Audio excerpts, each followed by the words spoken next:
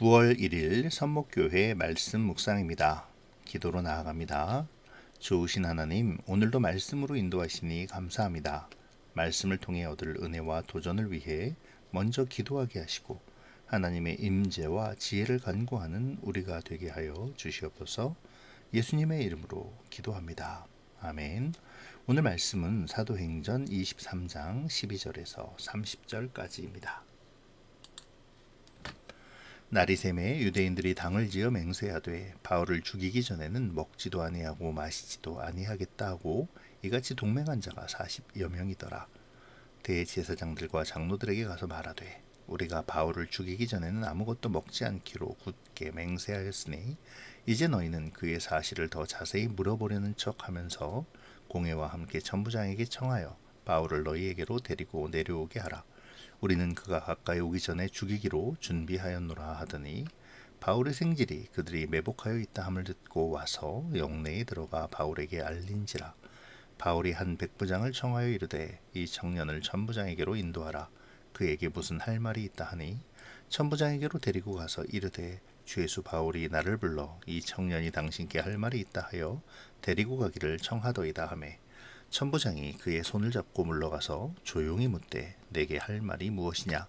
대답하되 유대인들이 공모하기를 그들이 바울에 대하여 더 자세한 것을 묻기 위함이라 하고 내일 그를 데리고 공회로 내려오기를 당신께 청하자 하였으니 당신은 그들의 청함을 따르지 마옵소서. 그들 중에서 바울을 죽이기 전에는 먹지도 않고 마시지도 않기로 맹세한 자 40여 명이 그를 죽이려고 숨어서 지금 다 준비하고 당신의 허락만 기다리나이다 하니 이에 천부장이 청년을 보내며 경계하되 이 일을 내게 알렸다고 아무에게도 이르지 말라 하고 백부장 둘을 불러 이르되 밤 제3시에 가이사랴까지 갈 보병 200명과 기병 70명과 창병 200명을 준비하라 하고 또 바울을 태워 총독 벨릭스에게로 무사히 보내기 위하여 짐승을 준비하라 명하며 또 이 아래와 같이 편지하니 일러스되 글라우디오 루시아는 총독 벨릭스 가깝게 문안하나이다.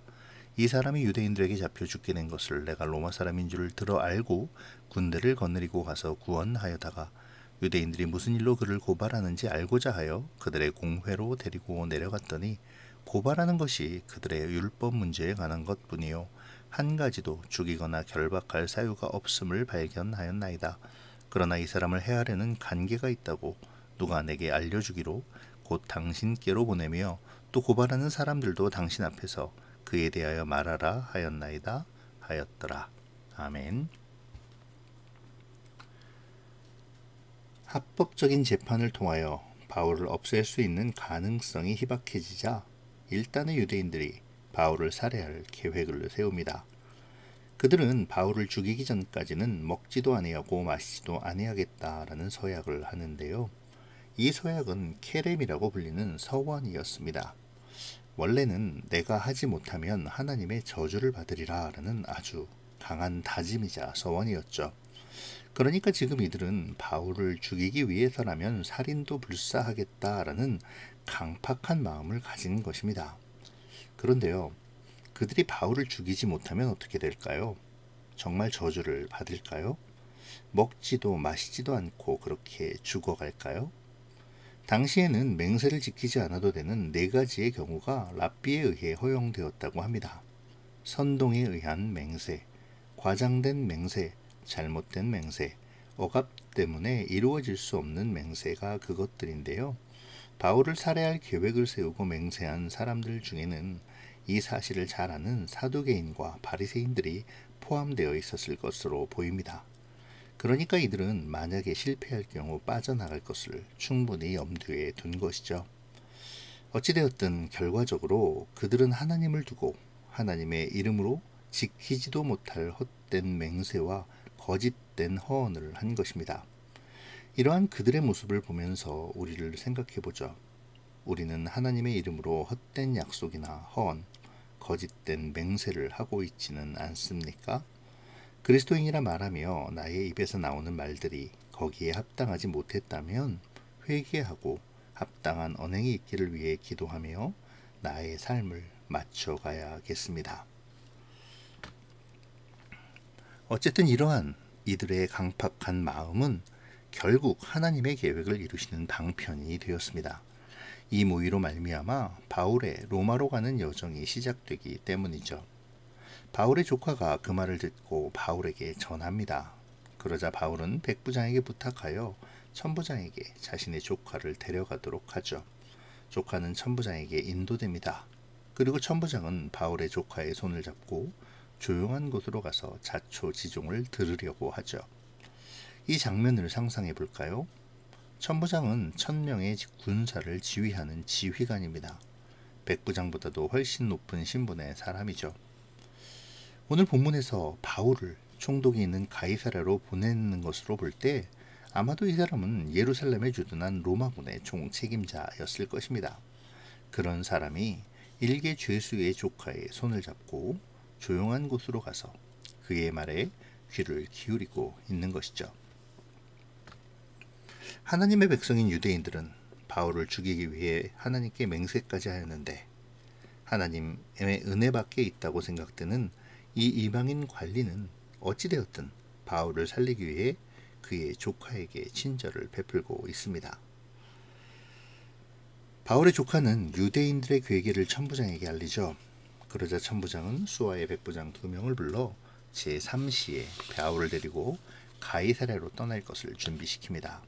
그 숫자가 보병 200명, 기병 70명, 그리고 창병 200명입니다. 자신의 군대의 약 절반 정도를 움직이는 것이죠. 이것은 천부장이 얼마나 이 일을 신중하게 생각하고 있는지를 알려줍니다.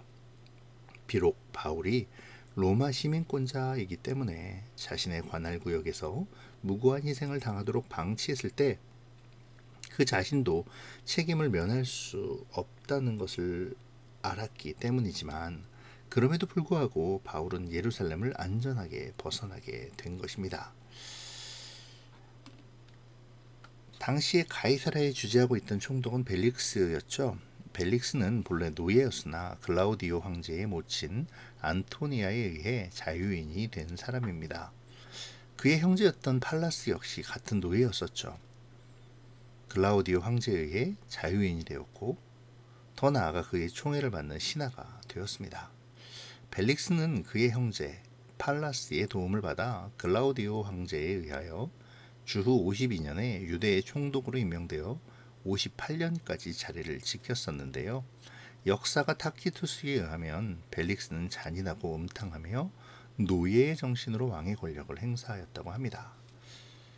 그의 음탕함은 결혼을 세 여자애와 한 것에서도 잘 드러나죠.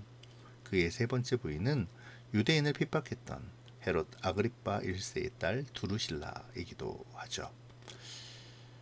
이제 바울은 탐욕과 거짓으로 무장한 잔인한 사람 앞에 결박된 죄인의 신분으로 서게 된 것입니다. 천부장은 벨릭스에게 바울을 보내며 편지를 썼죠. 이것은 로마법에 의한 것이었습니다. 당시의 로마법에는 하급자가 상급자에게 어떤 사건에 대하여 보고할 때 서면으로 기록된 진술서를 보내도록 되어 있었죠. 이 편지에서 천부장의 이름이 언급되는데요. 그는 자신을 가리켜 글라우디오 루시아라고 소개합니다. 글라우디오는 로마식 이름이고 루시아는 헬라식 이름인데요. 그의 말대로 그가 헬라인이면서 로마의 시민권을 취득했음을 알 수 있는 부분이죠. 여튼 그는 편지에서 소상히 바울을 보내는 이유에 대하여 기록합니다.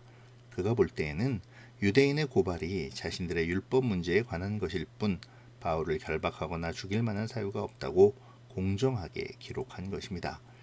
그러면서 고발한 유대인들, 곧 바울을 죽이려 하는 유대인들 역시 벨릭스 앞으로 보내니 직접 재판할 것을 요청하는 것이죠. 자, 이제 오늘 말씀을 좀 묵상해 볼까요? 오늘 본문은 꽤 긴 내용을 담고 있습니다. 따라서 우리가 묵상할 부분도 여러 가지죠. 강박한 유대인과 바울을 보호하려는 이방인의 대조, 하나님의 백성이라 자부하는 유대인들의 강박한 모습과 그들을 억압하는 점령군의 우두머리인 천부장의 바울을 보호하려는 모습의 대비, 이러한 것들을 통해 우리의 모습을 돌아볼 수도 있습니다. 또한 강팍한 유대인들의 계획을 통해 바울을 로마로 이끄시는 여정을 시작하시는 하나님에 대하여 묵상할 수도 있죠. 그 묵상을 통해 어려운 상황에서도 반드시 이루시는 하나님의 인도하심과 보호하심을 발견하며 지금을 살아갈 용기를 얻을 수도 있습니다. 그러한 맥락에서 오늘의 본문을 묵상해 보시면 좋겠네요. 오늘 나의 상황 속에서 반드시 이루시는 하나님의 인도하심과 지키심이 무엇입니까? 그 인도하심과 지키심을 나는 바라보고 있나요? 거기에 기꺼이 따르고 있습니까? 유대인들의 강팍을 바라보며 기득권과 특권을 지키기 위한 나의 모습은 아닌지 점검해 보도록 하면 좋겠습니다. 하나님의 사람이라고 말하면서 내 안의 죄성에 나를 내어 맡기지는 않았습니까? 이 시간 자유롭게 말씀을 묵상하시면서 하나님이 여러분 각자에게 주시는 은혜를 바라보시기를 바랍니다. 기도로 마칠게요. 고마우신 하나님, 오늘도 말씀 앞에 서게 하시니 감사합니다. 오늘의 묵상을 풍성케 하시사 온전한 깨달음을 주시고 반드시 이루시는 하나님의 선하신 역사와 인도하심 그리고 지키심을 신뢰하여 오늘의 나의 상황 속에서 좌절하는 것이 아니라 주께서 이루실 구원을 소망하며 위로와 힘을 얻게 하여 주시옵소서. 나의 이익과 주도권을 위해 주님을 이용하거나 주님을 외면하지 않게 하시고 날마다 이루시는 주의 인도하심을 발견하며 기뻐하고 따르게 하여 주시옵소서. 이후에 각자의 묵상의 시간도 하나님께서 선하게 이끌어 주시기를 원하오며 예수님의 이름으로 기도합니다. 아멘.